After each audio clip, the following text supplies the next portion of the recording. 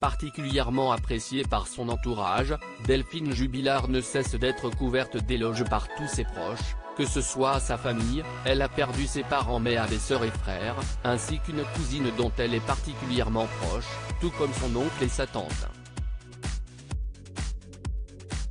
Tous la décrivent comme une mère très aimante, ou encore une collègue dévouée. Cependant, l'une de ses plus proches amies connaissait bien également le mari de la disparue, Cédric. Ce qui lui permet d'être particulièrement au fait du couple qu'ils formaient, jusqu'au dernier moment avant la nuit fatidique de décembre 2020. Dans son interview avec Le Parisien, elle a notamment relevé le changement de comportement de sa grande copine face à son époux controversé, actuellement incarcéré de façon temporaire à la maison d'arrêt de Cesse pour homicide par conjoint. Dans son entretien avec Le Quotidien, Anne apporte ses éclairages sur la relation entre Delphine et Cédric, des informations capitales bien que subjectives, puisqu'elles permettent de mieux appréhender l'homme qui est considéré comme le suspect numéro 1. De nature discrète voire effacée, surtout avec son mari provocateur, l'infirmière tarnaise avait toutefois pris de l'assurance les mois qui précèdent sa disparition. Ainsi, Anne raconte une soirée particulièrement tendue pour mari et femme, où Delphine n'a pas voulu s'écraser comme elle aurait pu le faire dans le passé.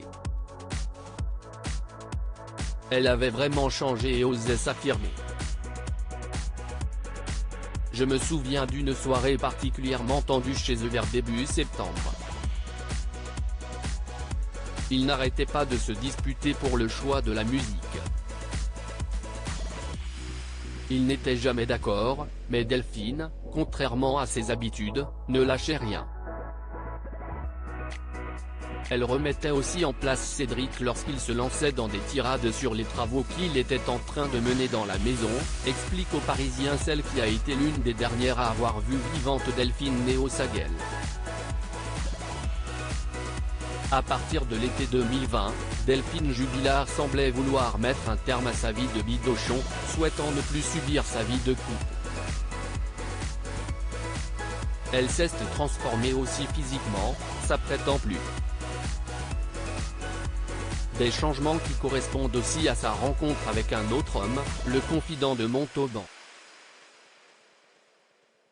Ce professeur de piano n'était pas une liaison passagère mais une belle histoire que tous deux commençaient à écrire, prévoyant même de s'installer après les fêtes de fin d'année. Mais celles-ci n'auront jamais lieu pour la jeune femme de 33 ans. Cédric Jubilard reste présumé innocent des faits qui lui sont reprochés jusqu'au jugement définitif de cette affaire.